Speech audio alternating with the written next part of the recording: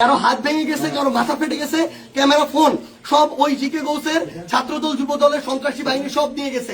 এবং আমাদের একজন ভাইয়ের চোখে রড দিয়ে যখন গুতা মারছে তার চোখ বের হয়ে আসার মতো অবস্থা, আরেকজনের মুখে রড দিয়ে বাড়ি মারছে। এই ভাইদেরকে এবং উনি আমার জেলা সেক্রেটারি এনসিপির, উনি একজন ভাইকে বাঁচাইতে গিয়ে রড দিয়ে উনার এই কনুই ভেঙে শেষ করে দেওয়া হয়েছে। আপনারা একটু কাছে নিয়ে আসেন, আপনারা যদি দেখেন যে এখানে উনার হাতটার কি অবস্থা হয়েছে, এই জায়গায় মানে এটা ধরার মতো কোনো অবস্থা নেই। এখানে মাথায় এই যে রড দিয়ে প্রত্যেকটা জায়গায় বাড়ি মারছে। আমরা যখন আমাদের এই আহত 7-8 জন ভাইকে নিয়ে সদর হাসপাতালের দিকে যাইতেছিলাম তাদের চিকিৎসার জন্য, তখন সদর হাসপাতালের সামনে ওই 24শে জুলাইয়ের সময় যেমন খুনি বাহিনী যেভাবে আক্রমণ করছিল হাসপাতালের গেটে, ঢাকা মেডিকেলের গেটে, ওইভাবে আমাদেরকে খুনি বাহিনী এইখানে ছাত্রদল যুব দলের সন্ত্রাসী ক্যাডাররা, জিকে গাউসের ক্যাডাররা, তারা আমাদেরকে আক্রমণ করে হাসপাতালে পর্যন্ত ঢুকতে দেয় নাই। এখন আমি যখন আমার ভাইদের নিয়ে যাচ্ছিলাম তারা আমার হাতে পর্যন্ত রড দিয়ে বাড়ি মারছে, ইট মারা শুরু করে, এরপরে রড থেকে শুরু করে যত ধরনের তাদের লাঠি সোটা এগুলো তারা মারা শুরু করে। এবং ওইখানে আমাদের ছাত্র শক্তি, যুব শক্তির, এনসিপির অনেক ভাইকে তারা ওইখানে মানে ওই সবার সামনে ওইখানে পিটায়। এবং আমরা এখানে পুলিশ দেখলাম, আমাদের সামনে থাকা তো দূরের কথা, আমাদের সাথে থাকা তো দূরের কথা, এত বড় হামলার পরে তারা পিছনে দাঁড়ায় দাঁড়ায় নাটক দেখতেছে। এই ছিল অবস্থা। এই যদি হয় বাংলাদেশের অবস্থা, তাহলে তারেক রহমানকে জবাব দিতে হবে।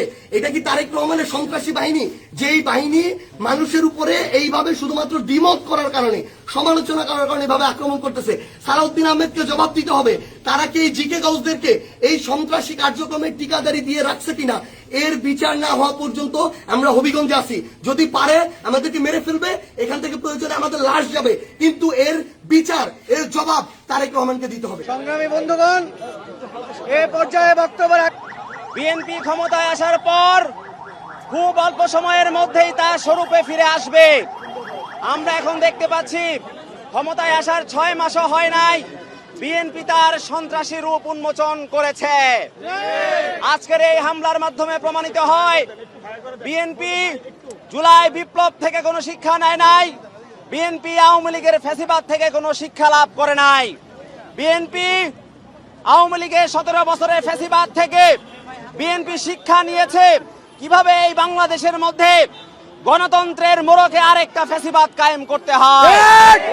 আমরা ভেবেছিলাম বিএনপি আওয়ামী লীগের পথে না হেঁটে প্রাতিষ্ঠানিক সংস্কারের দিকে হাঁটবে, বিএনপি প্রাতিষ্ঠানিক দখলদারিত্বের দিকে না হেঁটে প্রতিষ্ঠানগুলোকে শক্তিশালী করবে।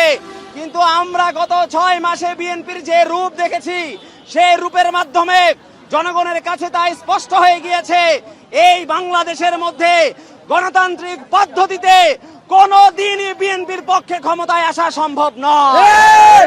বিএনপি যখন বুঝতে পেরেছে এই বাংলাদেশের মধ্যে বিএনপির আদর্শিক কোনো অবস্থান নেই, তখন থেকেই বিএনপি এই বাংলাদেশের প্রত্যেকটি প্রতিষ্ঠানের মধ্যে দলীয় লোক নিয়োগ করা শুরু করেছে। আমরা আজকের এই যে হামলা হয়েছে, হবিগঞ্জের যে হামলা হয়েছে, এই হামলার মধ্য দিয়ে আপনারা জানেন যে এই হামলায় কারা আক্রান্ত হয়েছে।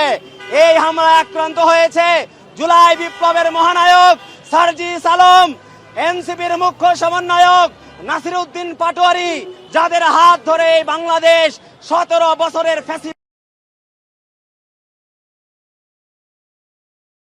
করার মাধ্যমে বিএনপি এটা প্রমাণ করতে চায় এই বাংলাদেশে বিএনপি জুলাইয়ের কোন কণ্ঠস্বর রাখতে চায় না।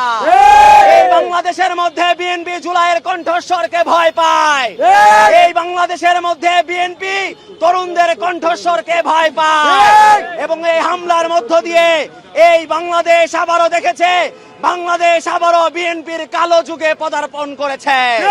আমরা বিএনপিকে হুঁশিয়ার করে বলে দিতে চাই, আপনারা যদি নিজেদেরকে না শুধরান তাহলে কিন্তু আপনারা 5 বছর লাগবে না, 1 বছর আপনারা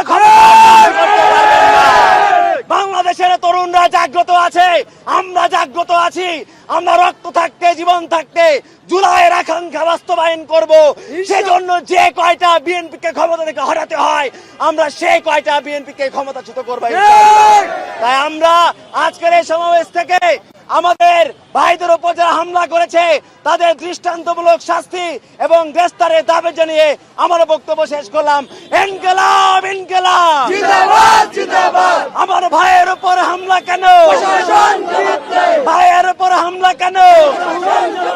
সাজি সালাম আহত কেন? পাটোয়ারি আহত কেন? হবিগঞ্জে হামলা কেন? হবিগঞ্জে হামলা কেন? হবিগঞ্জে হামলা কেন?